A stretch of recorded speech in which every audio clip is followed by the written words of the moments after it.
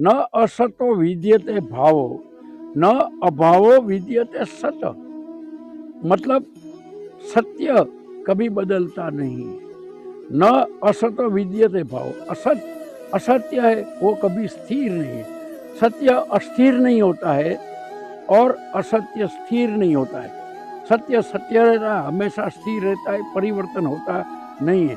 तो शरीर के अंदर आत्मा सत्य है और शरीर असत है।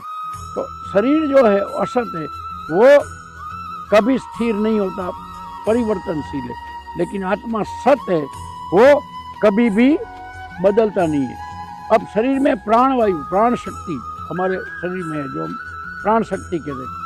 सूक्ष्म एक परमाणु से भी छोटा आत्मा हृदय के अंदर विराजमान है। लेकिन शरीर के अंदर 5 किस्म के वायु है जो शरीर में तैरते हैं और उसके अंदर आत्मा का चेतन तत्व तैरता है।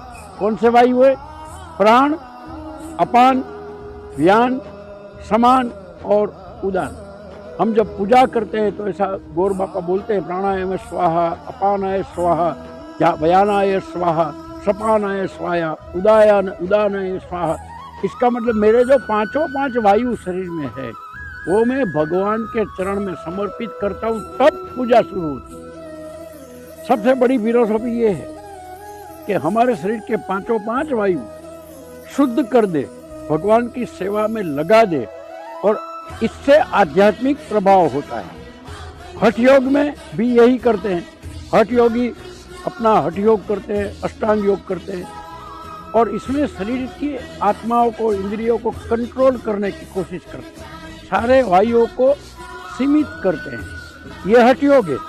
भक्ति योग में भी यही है कि जो प्राण शक्ति हमारे शरीर में है वो अगर भगवान की सेवा में लगा दे, भगवान के समर्पण कर दे, तो कोई दुख या सुख होता नहीं है। और असत हमेशा स्थिर नहीं है। शरीर असत है, प्राण सत्य है। तो न असतो विद्यते भावो न अभावो विद्यते सत।